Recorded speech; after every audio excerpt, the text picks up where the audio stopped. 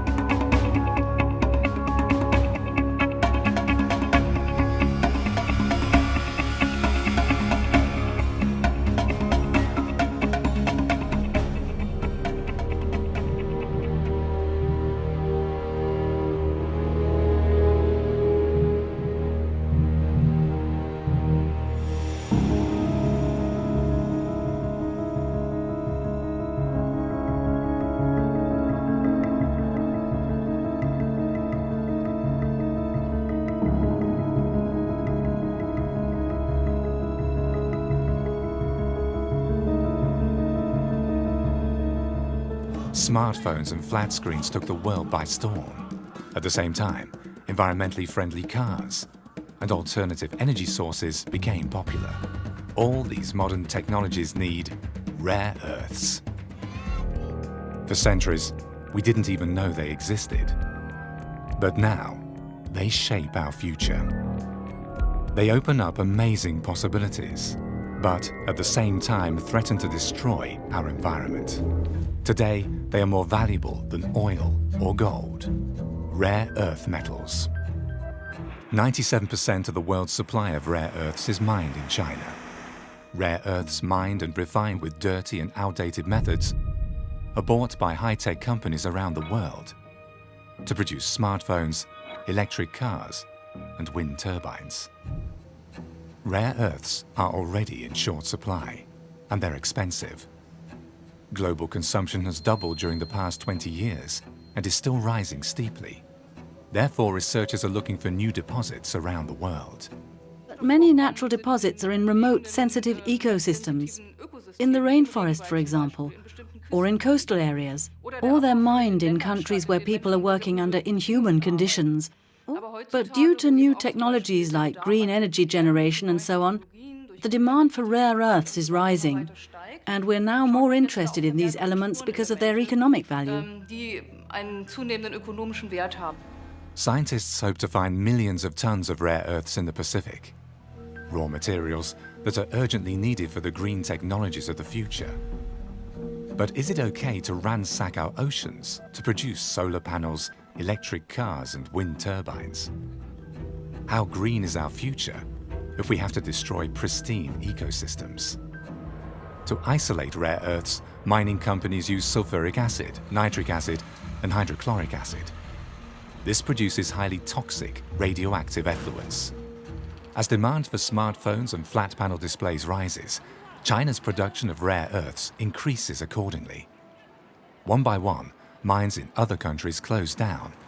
The world is now almost entirely dependent on China's rare earths. Entire industries cannot function without rare earths anymore. Without them, the lights will go out, quite literally, because, for instance, energy-saving light bulbs contain rare earths. Electric vehicles are the future, but their engines need strong magnets with lots of rare earths in them. Dysprosium makes the magnets of electric car motors heat-resistant, but it's expensive and environmentally damaging. Wind turbines are spreading quickly. In 2020, they will account for 6% of global electricity generation. The problem? The latest large-scale offshore wind turbines are very powerful, but they work with large magnets that contain huge amounts of rare earths. A massive problem for the environment. In general, rare earths play an important role for alternative energy generation. You could say that renewable energy generation requires non-renewable raw materials, and rare earths are a prime example of that. A 5-megawatt wind turbine, for example, contains 800 kilograms of neodymium and 200 kilograms of dysprosium. In total, 1 ton of rare earths for a single 5-megawatt wind turbine. Rare earths.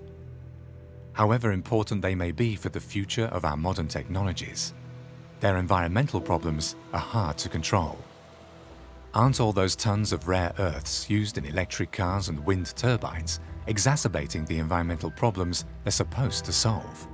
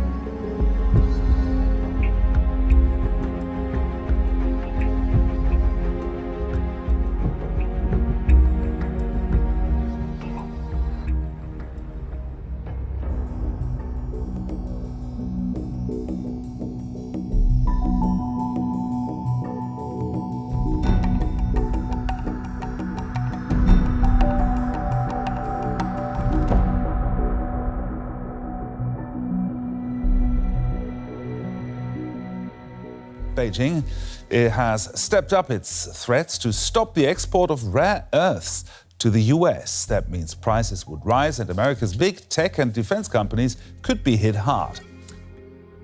Now, what are rare earths exactly? Well, it's a group of 17 elements, most of which you probably have never heard of. If you want to make magnets, you need neodymium, and lanthanum is a glass additive used in lenses for precision optical equipment and lasers.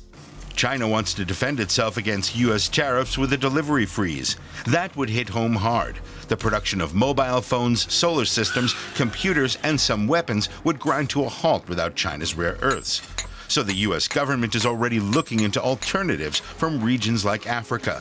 But it'll take years to get production there to the point where it can match industry needs. U.S. companies won't be able to wait that long.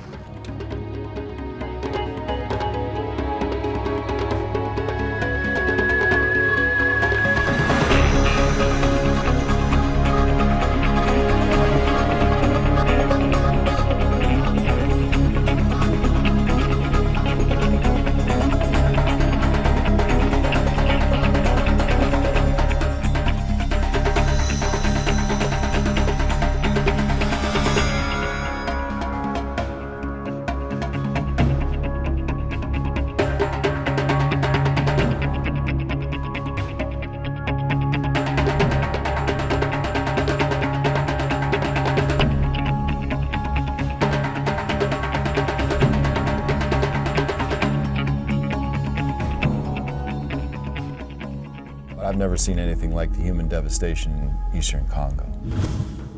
The violence there is worse than anywhere else in the world, the deadliest conflict in the world since World War II, and the highest rates of sexual violence. It's a result of this, your cell phone. Basically, there are 4 minerals that come from the Congo that are in every one of our electronics products. Gold and what we call the 3 T's, tantalum, tin, and tungsten. So basically, the armed groups in eastern Congo act like a mafia. The mines themselves are controlled and taxed by these armed groups, by these militias. And then the smuggling routes, as they're smuggled across the borders to neighboring countries, particularly Uganda and Rwanda, those smuggling points are all controlled by these armed groups. All these places, they're making huge amounts of money by taxing and stealing the resources and smuggling them out of the country illegally. And the minerals are smuggled out of Africa. They head to Asia, to smelting companies in Thailand, Malaysia, China, and India to be refined. Finally, the 3 T's in gold are processed into components, and they end up all over the world in the products we know and love. Cell phones, Blackberries, laptops, iPods, video game systems, and digital cameras.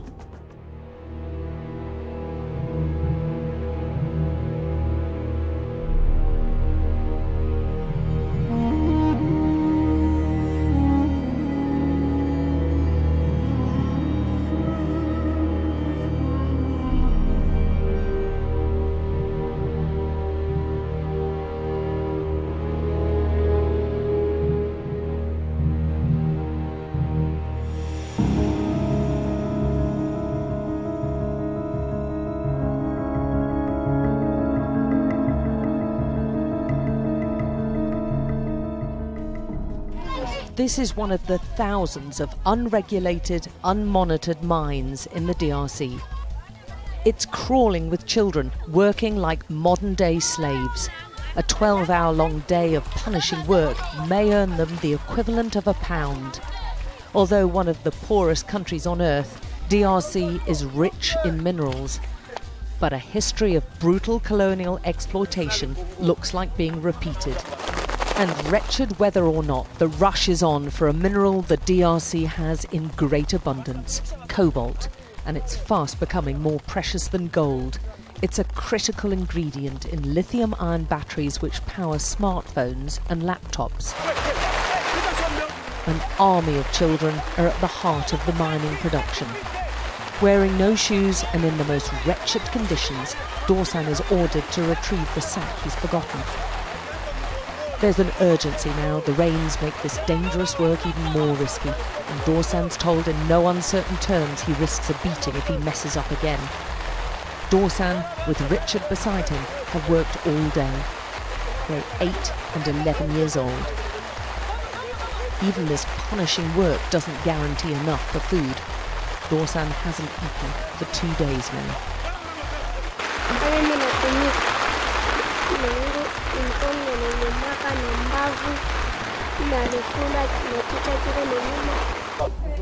This most precious of minerals is often extracted and sorted by tiny hands. They don't wear gloves or masks, yet the World Health Organization says exposure to cobalt and breathing in its dust fumes can cause long-term health problems. On trouve c'est les infections, mingi ni mama infection, ndio ile tunaona huko. Kasi mama anatumika makariel sana, tazama mtoto na infection shulungula. The children's cobalt is sold cheaply to mostly Chinese traders who we film secretly. They don't ask questions about where their cobalt comes from or who's worked to extract it. They just want the best price. It's an intricate supply chain which allows easy deniability for the multinationals making huge profits. Most of these child miners will never own a smartphone. They barely survive from day to day. And many other children like Dorsan will be back again tomorrow, digging out one of the most sought-after minerals of our time for a pittance.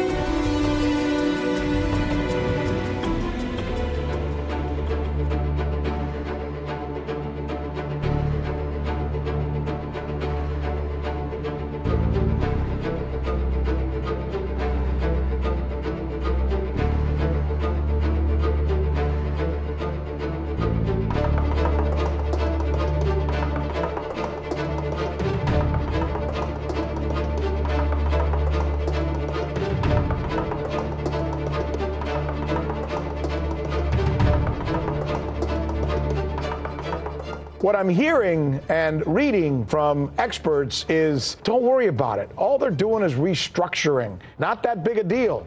What do you say? I say that you shouldn't believe such stories. Let me just remind you, in the months leading up to the collapse of Lehman Brothers back in 2008, the kind of opening gun that brought us the global capitalist collapse, it would be easy to find statements by experts, by bank CEOs, telling us not to worry, it's a detail, it only affects one bank. None of that is normally true. The truth of it is the people who run these banks hide their difficulties, so what we're left with is very little. Lots of PR and a big question mark, because clearly that bank is in serious trouble, but we won't know the extent of it until they're good and ready or something blows, and then the whole game is up. The mass of people are very angry at banks. They bailed them all out in 2008 and 9. It is politically impossible for leaders today to do again for those kinds of banks what was done before. So I think that's why Deutsche, which no doubt tried to get another bailout, was told, well, either we're not going to give it to you, or you have to do some very big steps to make it look like we ought to do it again. Firing 18,000 people is that kind of act.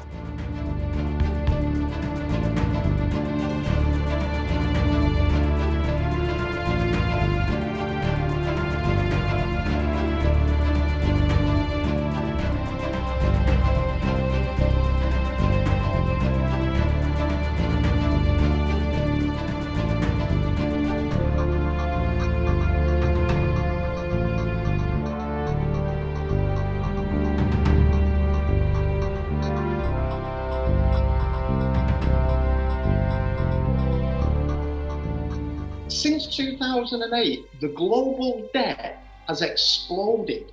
We're talking absolute trillions that are pumped back into the system to actually keep the system alive. When people see the stock market going up, they automatically assume, because they've been wired and they've been educated by the mainstream media, that the stock market is the economy. Well, that's a fundamental mistake. The economy and the stock market are two completely different things. Now, what actually is happening with the economy, for every dollar of growth in the economy, $4 of debt has to be now pumped into it. So when you see the stock market and the stock market is going up and people think, oh, therefore the value must be increasing, it's the debt that's causing it to go up. Nothing to do with value. And what is actually happening in real terms is that we're actually witnessing a ghost crash of the market. Derivatives is a forward futures bet of something that's going to happen in the future. What actually is happening in real terms is that the derivatives, the financial bets, the future events are actually what is causing the manipulated, fraudulent, corrupt valuations that we're actually witnessing. We either carry on with a manipulated stock market or a manipulated financial system, which is actually only going to get worse, or we switch to a more decentralized, more open source system where effectively everything becomes accountable and checked for the first time. I think this crash, this financial crisis that we are in right now, isn't being spoke about and isn't being talked about on the mainstream media because it's not on their agenda. Central banks can print as much dollars and fiat as they want to actually keep a price suppressed. So the financial system, as we know it up until 2008, is a centralized system where people really, through fraud, can do whatever they want. They can do whatever they want.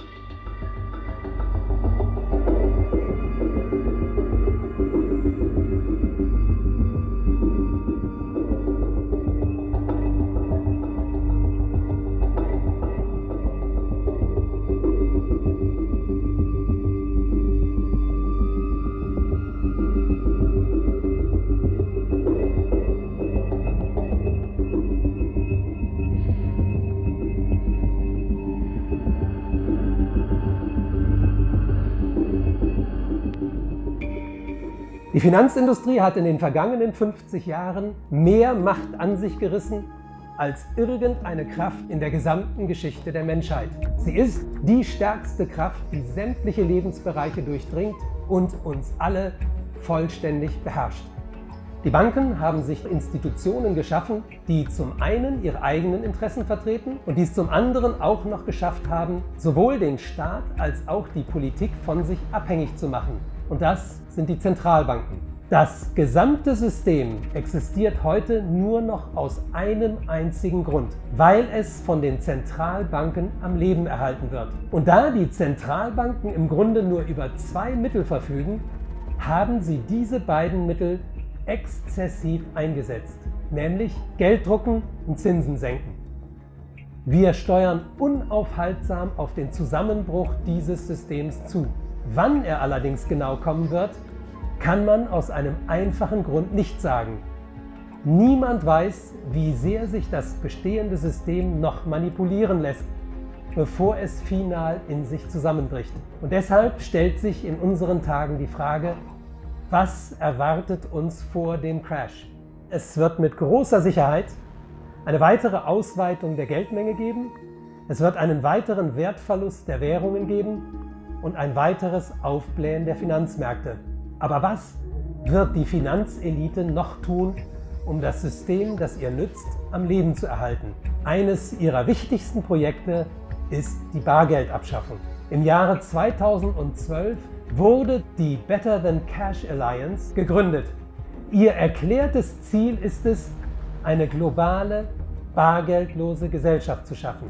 Jeder einzelne Zahlungsvorgang, an dem wir beteiligt sind, wird registriert, wir können komplett durchleuchtet und überwacht werden. Und wer jetzt meint, das sei eine allzu düstere Zukunftsvision, der sollte einen Blick werfen auf den Vorschlag, den die mächtigste Finanzorganisation der Welt, der Internationale Währungsfonds, ins Gespräch gebracht hat. Der Plan des IWF sieht vor, auf das Bargeld Strafzinsen zu erheben. Das heißt, bei einem Kauf würde man bei Barzahlung mehr auf den Tisch legen müssen als bei bargeldloser Zahlung. Was können wir gegen diese Entwicklung tun? Wichtig ist in meinen Augen, das gegenwärtige Finanzcasino trockenzulegen. Dazu gehört ein grundlegendes Verbot von Derivaten und eine Zerschlagung des völlig aus dem Ruder gelaufenen Finanzsektors. Dazu gehört aber auch ein Verbot der Spekulation, insbesondere mit Nahrungsmitteln, aber auch mit Waffen. Dazu gehört aber auch eine Änderung der Steuergesetze. Es muss Schluss damit sein, dass der Mittelstand unendlich viel stärker belastet wird als die Großindustrie. Und es muss Schluss damit sein, dass Vermögen geringer besteuert werden als Einkommen.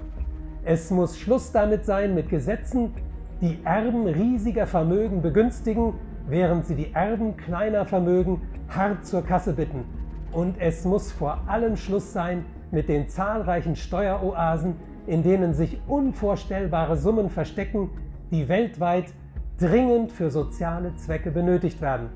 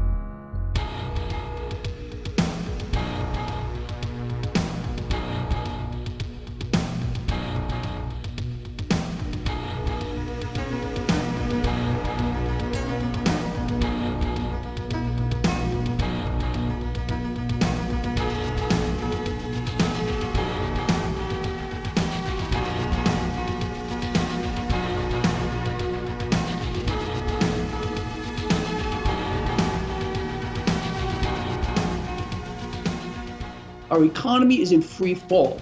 So the illusion is being kept real by the mechanisms that they're putting in place here, by suppressing rates, by not allowing the market to do its one and only job. We're borrowing from the future to sustain where we are in greater and greater and greater amounts. It just cannot continue like this, and everybody knows it. But everyone keeps on dancing. They think the music's going to keep on going, but maybe Deutsche Bank is sending us a warning shot across the bow. People don't realize whose money these institutions are playing with. They're playing with your money. Your money. So this is just not a unique thing to this one bank. They're all doing the same things. Every one of these banks, these too big to fails, is dependent on the next one. So a domino effect It's going to happen. It's just a matter of when. Most people are, when it comes to understanding the financial markets, don't have the slightest clue. And they believe that these leaders here have their best interest in mind, but they don't. No world leader, not one, on earth right now is allowing their markets to determine fair value. Instead, they are relying on their central banks to keep the easy money going, to hyperinflate bubbles and cause massive distortions, because this one is going to be the bubble to end all bubbles. World central banks' power exists in one thing. That is their ability to issue debt. The more debt they issue, the stronger they become. They are loving the calls for negative rates. They are loving the fact of calling for currency devaluations. It is the goal of world central banks to own the world. So we're watching world central banks, literally all of them, including the Federal Reserve, rise to the top of the pyramid like we had never seen before.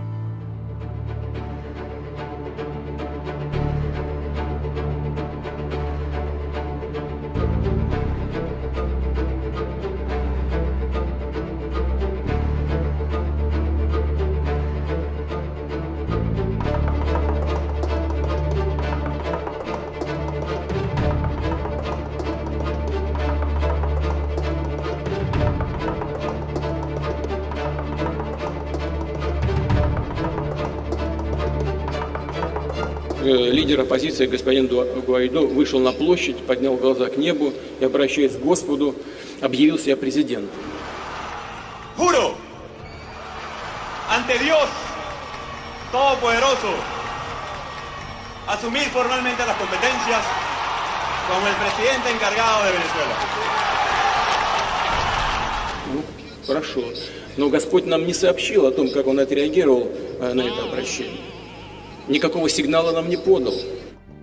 Поэтому думаю, что нужно вернуться на нашу грешную, бренную землю и руководствоваться демократическими процедурами и правилами.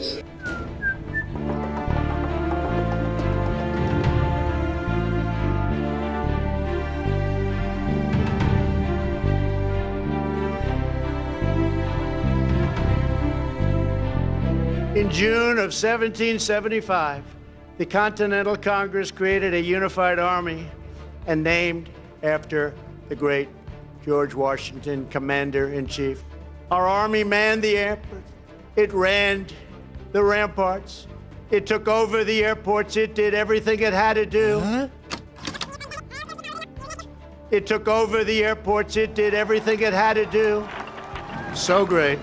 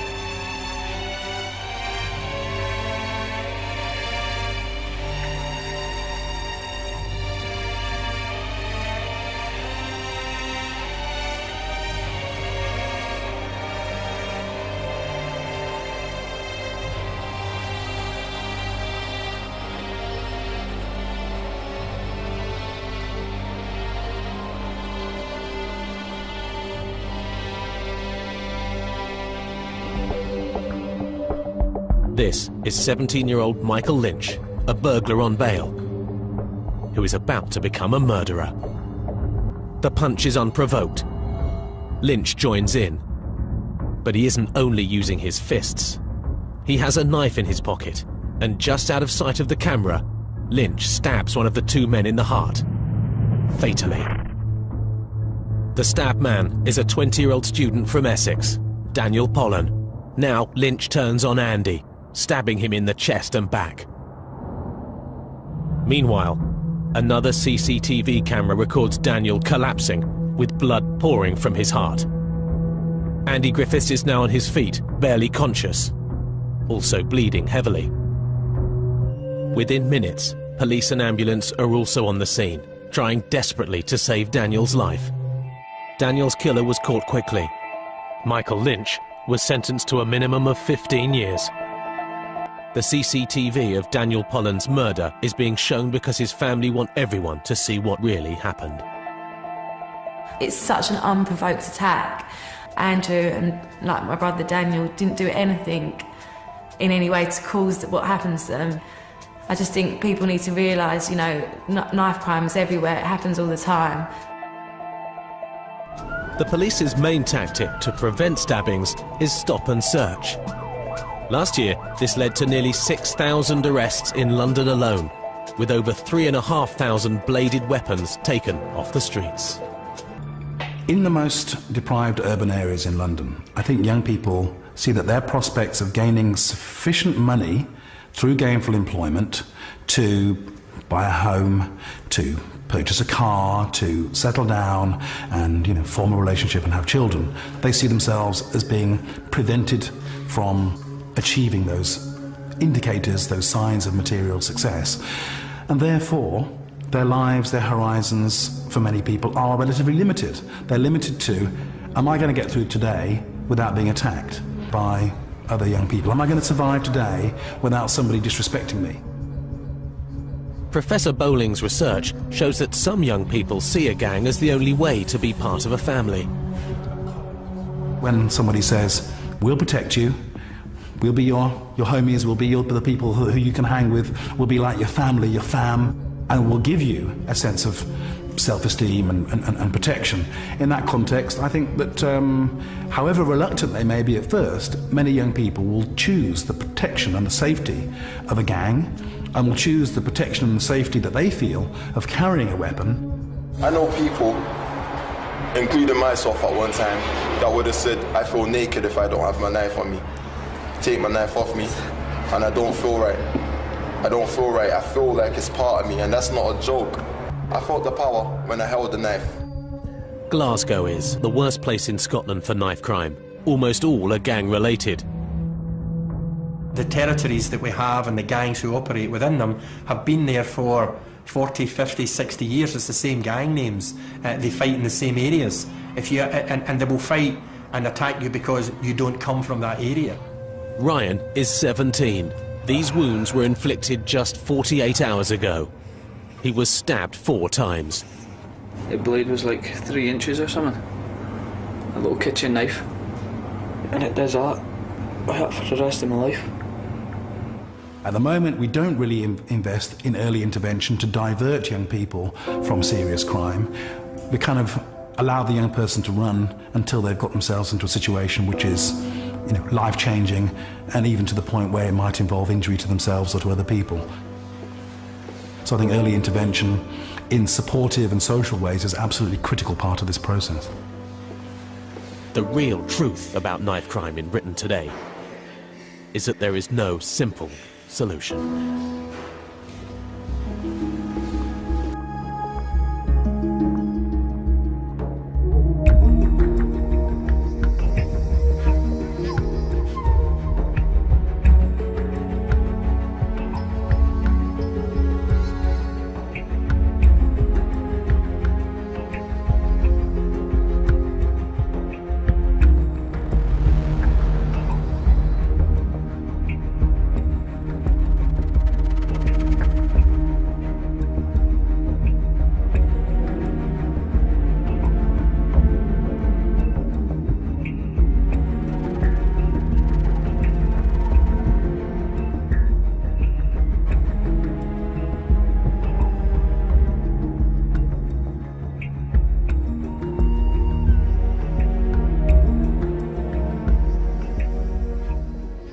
Casi 40.000 incidentes con cuchillos, prácticamente 300 muertos en nada de tiempo en Londres, 77% de incremento, si no me equivoco. O sea, algo está ocurriendo que, como siempre, mi impresión es que está al margen de la realidad cotidiana o de la realidad de los que hacemos los medios o los periódicos o de los que nos creemos que informamos a la gente, porque ya la gente se informa de 1000 formas.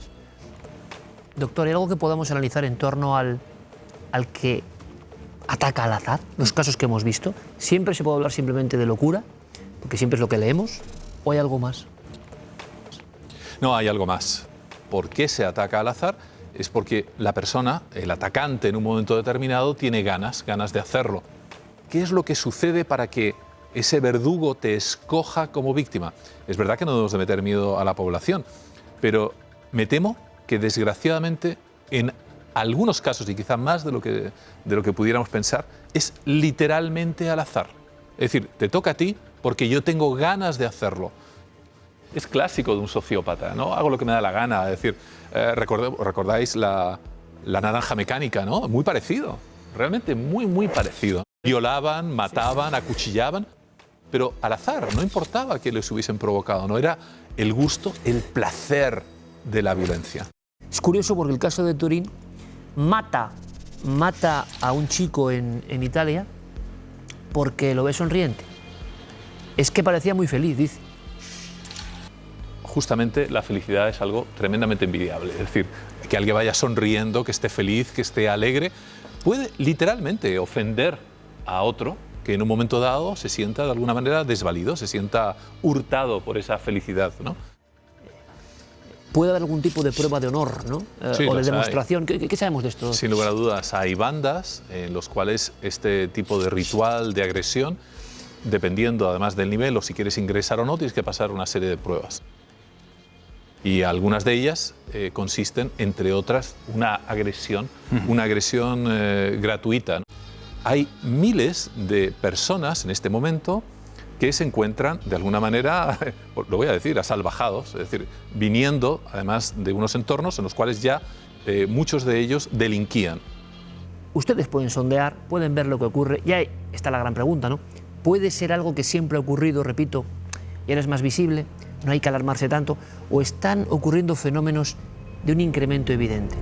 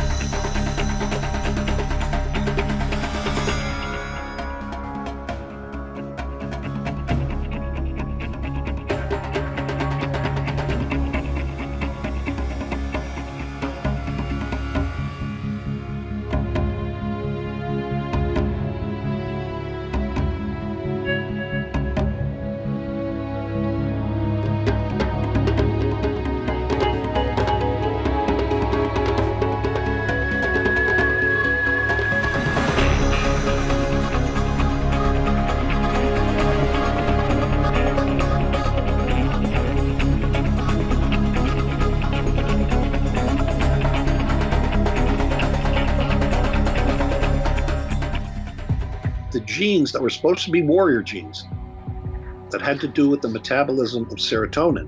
If you have them and you're abused early in life, between birth and about 3 years old, it's real bad news. And people who get that usually turn into psychopaths. So this was a case of epigenetics. That is, you have genes, but then they're changed, they're turned on forever, as opposed to just in the correct context of being turned on.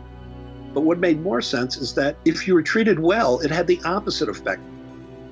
So these warrior genes became resilience genes that kind of negated the other tendencies to become a psychopath. And one of the major epigenetic markers, or what does the marking, is stress and abuse. If you have the genes already, that's not pathological. But if you're abused or abandoned early in life, that permanently sets them in a high form. Two main areas of the brain of a psychopath that are not regulated correctly. It's orbital cortex and the amygdala. Orbital cortex is involved in inhibiting your behavior. Now, the amygdala, on the other hand, really causes behavior. And normally they're in balance, they inhibit each other. Now, in a psychopath, they're both turned off, so they don't inhibit each other and they don't regulate it. So the normal balance of animal drives and your social interactions, your morality, are not right. And part of it is how the rest of the brain is able to tell your orbital cortex the social context is correct now. Psychopaths don't have that. They're doing things completely out of context, out of social context, and that's the problem. If you are born with the biological markers for psychopathy, for example, that is the genetics and the altered brain pattern early on, if you are a susceptible kid, then environment means everything. It means a lot, maybe 80%, because those kids can be really thrown off track and they can be helped by a good environment too.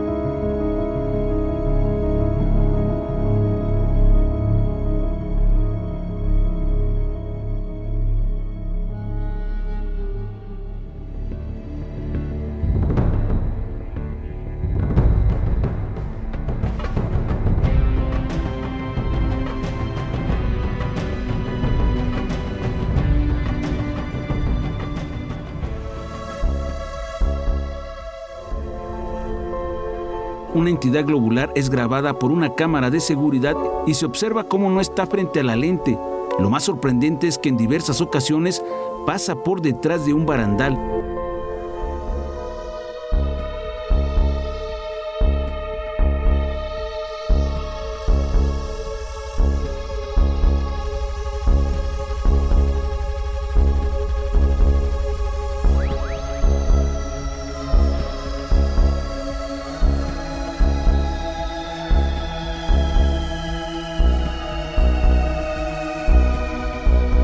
Un objeto volador no identificado es grabado cerca del volcán Popocatépetl, que en esos momentos presentó una intensa actividad con 5 explosiones.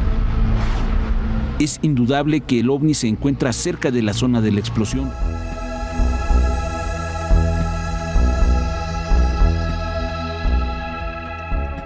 Durante un vuelo de Estambul a Kabul, un objeto volador no identificado seguía a la misma velocidad a la aeronave. Durante más de 15 minutos, el ovni siguió al avión muy cerca.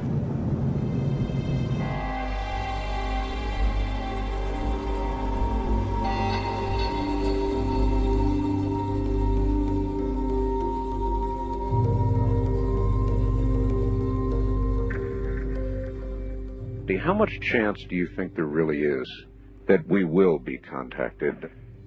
You know, when we were making the Star Trek series, in the middle of the first season, some people came to me and they said, "You may not know it, but you have been chosen as a kind of a vessel to carry information to this civilization to help prepare this society for the coming of another civilization, for alien arrival. And your character is a character designed to educate this public that there's nothing to fear, that it's possible to interact with other species." And I said, okay, it's okay with me.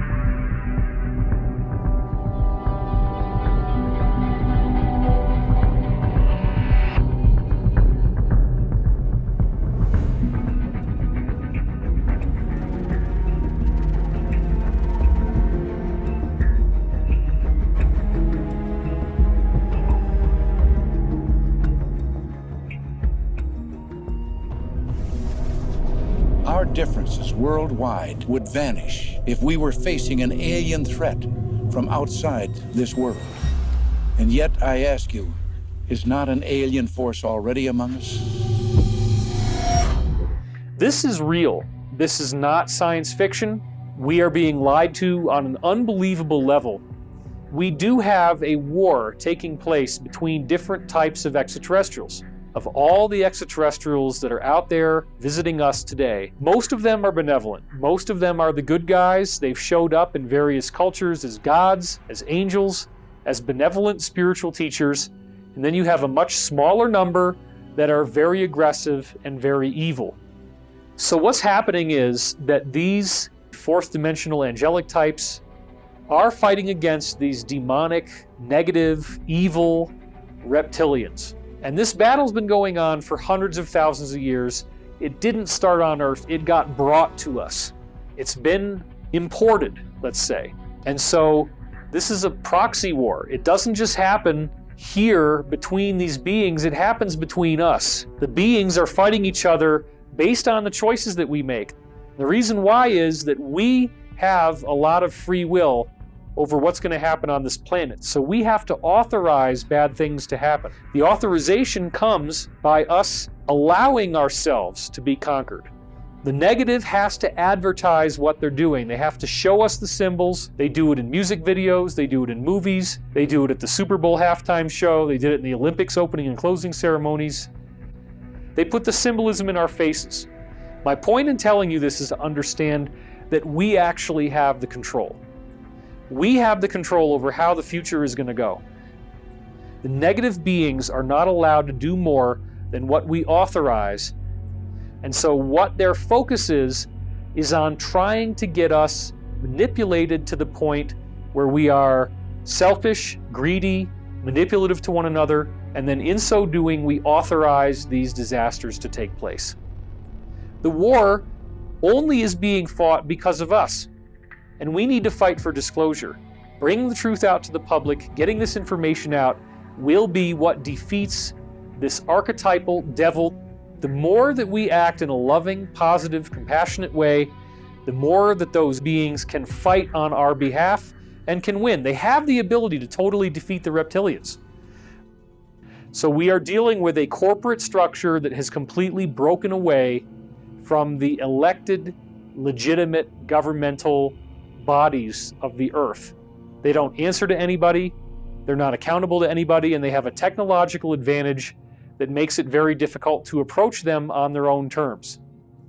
But this is another interesting area, which is the idea that the secret space program itself actually does have its own alliance, where they are doing their part to try to bring all of their technology to us. Understand that the insiders have said that the technology in the secret space program is so vast that it would literally solve all of the problems we have on Earth. Clean up radiation, desalinate water and bring it to the point where it's drinkable, greening the deserts, solving all of our problems with trash, solving all of our problems with hunger, with poverty, starvation, homelessness, you name it.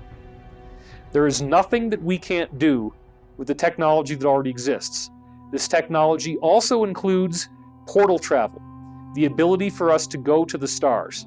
It's truly phenomenal stuff, and it shouldn't be kept hidden from us. I do think we're ready for disclosure. We've had generations of disclosure already happening. I know it's very hard for people to believe that this is true, but there actually is a lot of evidence. When people say there is no evidence, that is something the media has trained them to say. It is a psychological operation run by groups like the Central Intelligence Agency, trying to make you blind to the truth.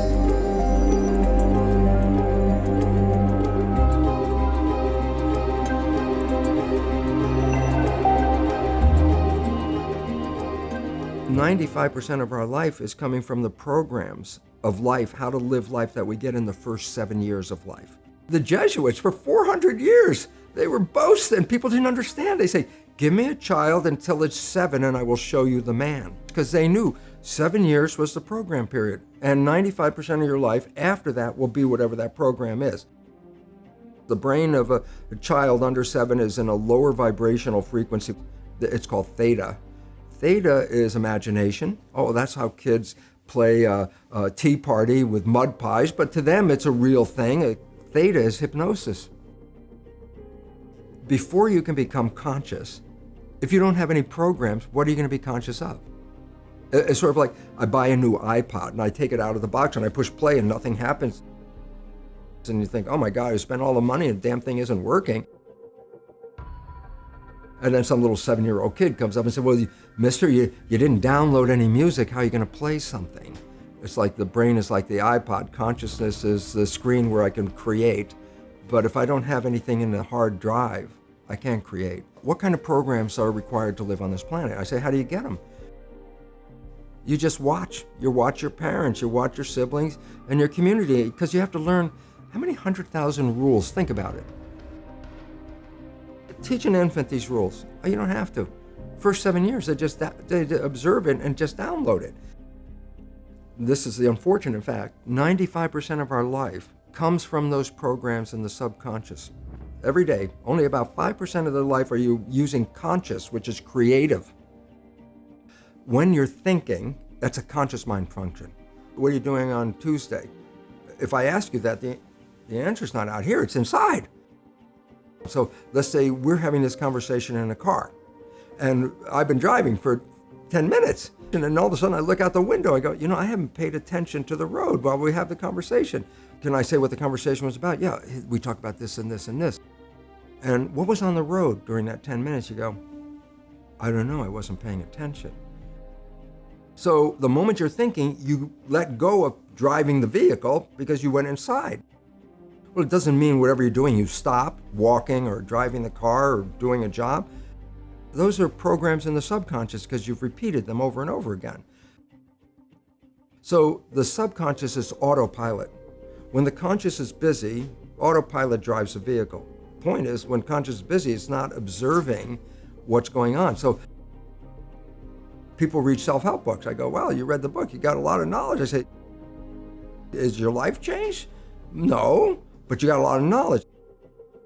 So here's the difference. The conscious mind is creative and can learn in any number of ways. Read a self-help book, go to a lecture, listen to this program.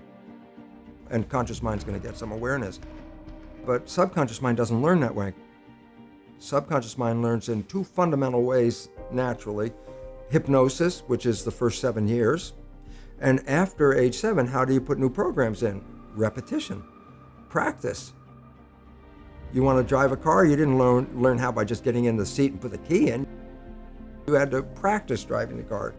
And once you completed it, you didn't have to go back and do it again. 95% of your life is coming from the subconscious. Your life is a printout of your subconscious behavior. I just say, look at your life. The things you like that come into your life come in because you have a program that supports them. But anything you struggle with, work hard at, put a lot of effort into making it happen, why you're working so hard, inevitably, you have a program that doesn't support that conclusion and you're trying to override the program. So you don't need to do a lot of shrink and psychology stuff. You just look at your life and say, where am I struggling?